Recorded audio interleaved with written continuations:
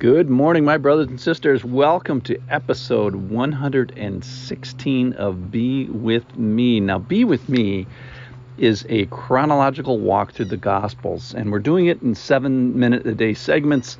So if you don't like today, come back tomorrow. It'll be better. We are coming off a story about a man with a withered hand. He got a hostile reaction from the people. There was a conspiracy against him, and there was hostility of the people that were there. And they were set about ready to accuse him, and they conspired against him on how he might destroy them. Therefore, he moves on. Here's the story.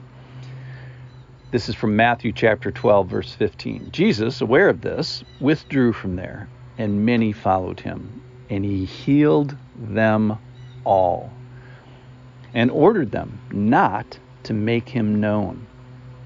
This was to fulfill what was spoken by the prophet Isaiah.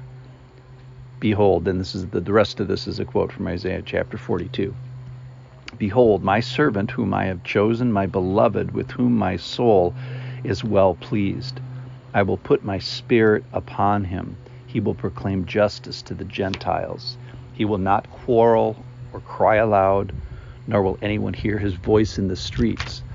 A bruised reed he will not break, and a smoldering wick he will not quench, until he brings justice to victory, and in his name the Gentiles hope. So this is 600 years before Jesus. He heals them all. You got to love that. And there's four things that this passage mentions. It mentions the pleasure of God. It mentions the people of God. That is who God chooses, if you will. It describes the personality of God, and then it gives this prophecy, this forward look about something that's going to happen. Okay, so let's talk first about the pleasure of God. So this is, we kind of step into this Trinity party is what I keep referring it to, where the Father and the Son and the Spirit are admiring one another. My soul is well pleased. That is, that there's this favoredness and delight that each member of the Trinity takes in each other. We see that at Jesus' baptism. We'll see it at his transfiguration to follow. The Spirit is here, Jesus is here, and the Father is here. And this is all in 600 BC to a prophecy called the Servant Songs, and there's a bunch of them in Isaiah. All right, so there's pleasure of God amongst himself. That is, God loves himself. And you think, wow, that sounds arrogant. Well, hold on. To do anything otherwise would be idolatry. There's a lot to like in Jesus. There's a lot to like in the Father. There's a lot to like in the Spirit, and they must be admiring and pleased with one another and pleased with the other persons of the Trinity, because it's truth. Otherwise, they would be, lying to themselves and lying to us.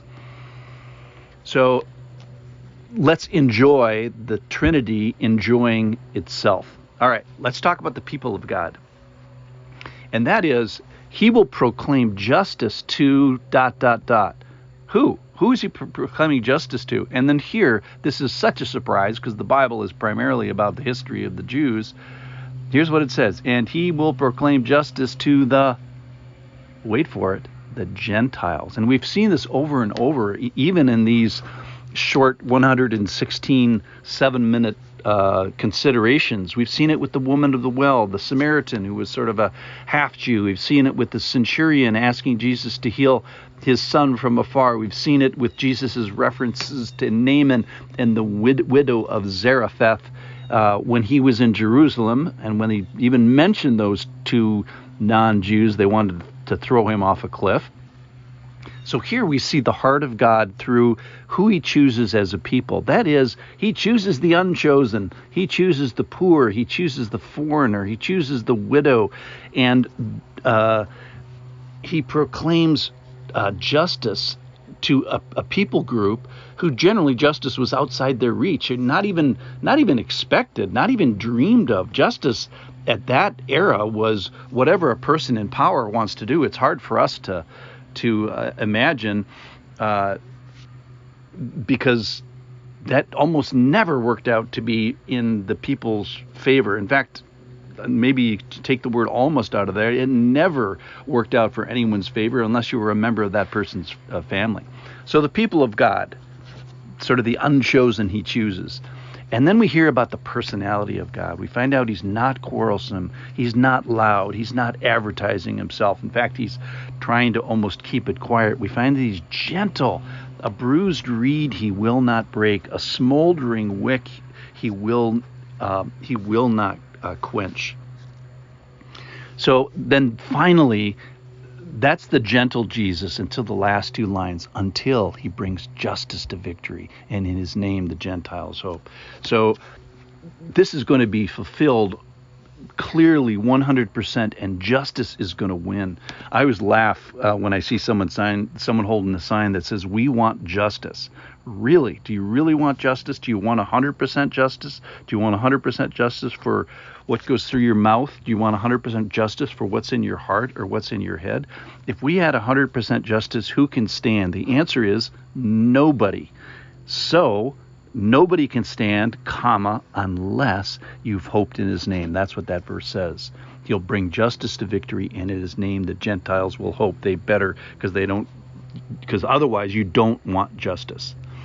All right, so in conclusion, number one, God loves himself and we should love him too. Number two, a bruised reed and a smoldering wick. Perhaps you are a person that's been out of the power realm, or you've been on the short end of the stick with regard to health or success, or you've felt like you've been bruised relationally, or maybe in an organization, or you've been an outcast people group, and you've been a victim, quote unquote, of injustice or injustice.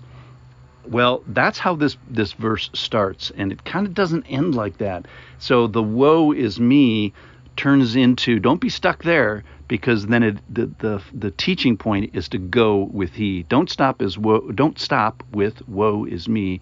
Go all the way until you get to go with he, because it is in his name that the Gentiles will hope. And who is that? He's the compassionate. He's the powerful. He's the visionary. He's the prophet that promises perfect justice. So don't get stuck in the woe is me. Don't get stuck in the organizationally or relationally bruised position. Go on from there. Thanks for listening. I'll see you tomorrow.